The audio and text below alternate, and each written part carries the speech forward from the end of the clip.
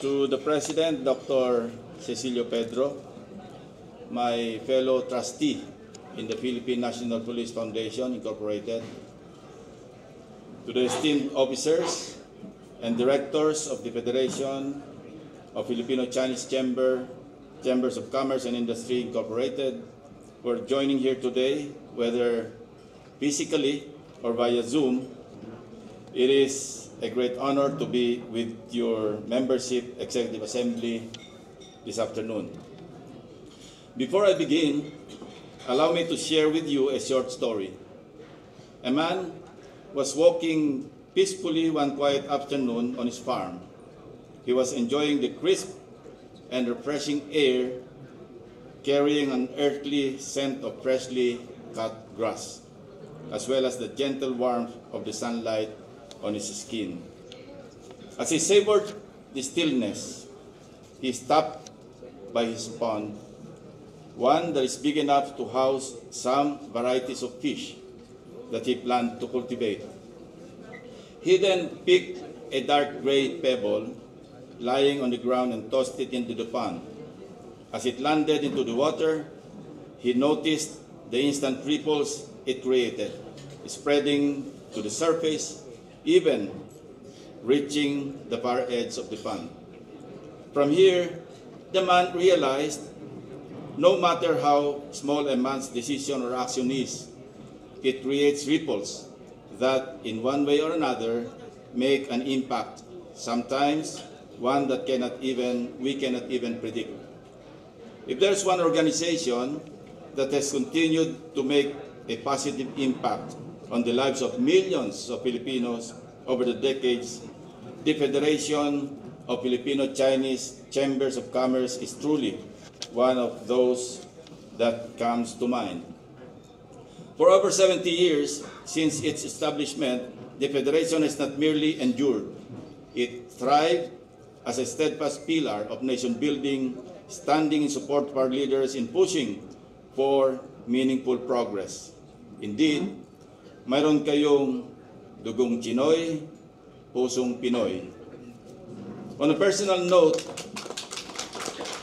the Federation has also been a witness to and a partner in my long career as a public servant, beginning from my early years as a member of the defunct Philippine Constabulary, when among our topmost priorities was addressing the rampant kidnap or ransom cases targeting Filipino-Chinese or Chinoys in the country.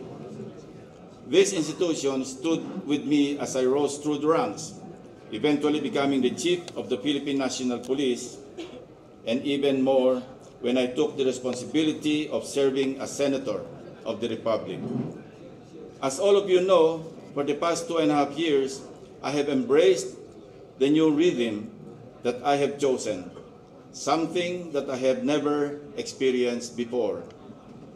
That pleasant feeling from having the luxury to pause, reflect, and breathe has been a welcome reprieve for somebody who has spent most of his life attending to the call of duty and service to the nation. But I need to admit that on my quiet days, I found myself asking, am I truly ready to close my life's chapter in public service, the one that I was once dedicated to? Does my legacy end here? Or is there yet another chapter waiting to be written? As I search for the answer, I have come to realize that throwing a pebble into the water, hoping to make an impact, is impossible when you are miles away from that same pond. From there, I decided to give it another try and filed my certificate of candidacy for Senator in the coming May 2025 elections. I know you have been asking what will be my priority legislative actions should the Filipino people again entrust me with a seat in the Senate. My top-of-mind answer is to continue my advocacy as a fiscalizer, as watchdog of the national budget, the very lifeblood of our economy, if not our nation itself. In 2022, my staff calculated how much money we saved our taxpayers through our relentless efforts against corruption for 18 years as a senator of the Republic. When they reported back, I was equally surprised to learn that our initiatives saved around 300 billion pesos worth of Filipino taxpayers' hard-earned money. Suffice to say that this amount was snatched back from the jaws of corruption and instead redirected toward the funding of critical and meaningful government services. This figure is not just a number, as I have always believed that every Filipino or every centavo saved from corruption is an investment for the future of our country and the Filipino people.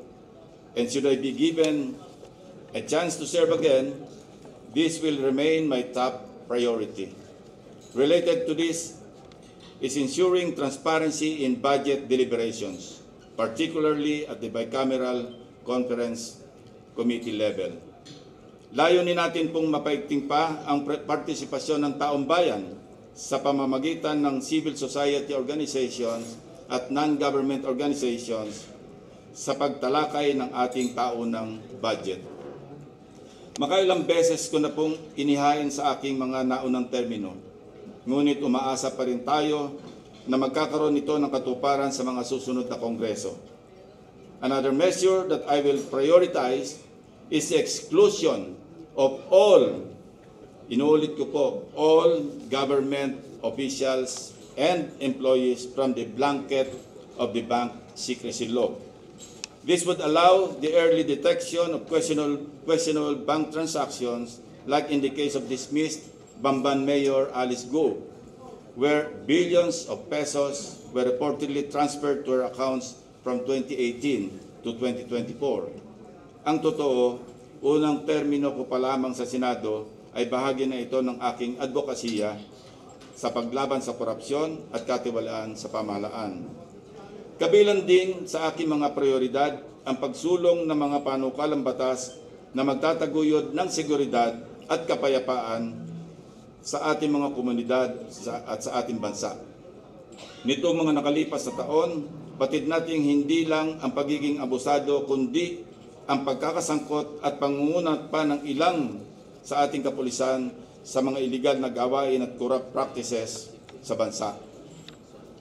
Kung kaya naman, isa sa aking panukala ay ang pagtitiyak na ituloy-tuloy ang internal cleansing ng PNP sa pamamagitan ng pagtatalaga ng isang tunay na independenteng PNP Internal Affairs Service na hindi nakatali sa sinumang nasa kapangyarihan sa loob ng PNP. Ito ang nakikita kong pamamaraan upang mapigilan at tuluyang matigil na ang pang-aabuso ng ating mga scalawags in uniform na patuloy na namemeste sa mga negosyanteng tulad ninyo, lalo na sa ating mga ordinaryong kababayan. Para na rin sa patuloy na pagpapalakas ng ating mga lokal na pamahalaan na tiyak na tugma sa inyong sinusulong na Buy Pinoy movement, hindi po nawawala sa aking puso ang pagsulong ng Budget Reform Advocacy for Village Empowerment or BRAVE na naglalayong magbigay ng patas na oportunidad mula sa level ng probinsya hanggang sa mga barangay, lalo't higit sa mga lugar na malayo sa kamay-nilaan. Sa pamamagitan ng pagpapalakas sa ating mga kanayunan, inaasahan natin ang pagkakaroon ng maraming negosyo, paglikha ng maraming trabaho, at magiging daan sa paglago ng ating mga lokal na ekonomiya. For business leaders like you, I understand that the digitalization of government services, both at the national and local levels, is crucial in fostering a more conducive environment for investment and job creation. This is something I deeply recognize, and I must humbly acknowledge that it has always been a priority in my advocacy, even during my previous terms in the Senate. I remain committed to advancing this cause, fully knowing how essential it is for our country's growth and prosperity. To tell you frankly, and you humbly, the list of my legislative agenda is a long one. It is a list born and shaped by my decades of experience in public service. At kung iisa-isahin ko lahat, ay baka ma-overcharge kayo ng Gloria Maris for staying longer than we are allowed. Isa lamang po ang aking maiwan ng pangako sa inyo, na kung sakali man pong ako ay makabalik sa Senado sa tulong ninyo, asahan po ninyo na mayroon akong kasama sa pagsusulong ng mga advokasya at adhikain na naglalayong tugunan ang mga pangangailangan ng ating bayan, na ang unang iisipin ay ang kapakanan ng nakakarami higit pa sa aking personal na interes. At this point, let me again thank the Filipino-Chinese Chambers of Commerce and Industry Incorporated, not only for giving me the opportunity to be with you today, but for the trust and confidence that you have placed in me throughout the years. Let us continue to make a meaningful impact, whether through small ripples or giant waves, as we strive for real progress for the Filipino people. Maraming salamat po. Mabuhay po kayong lahat.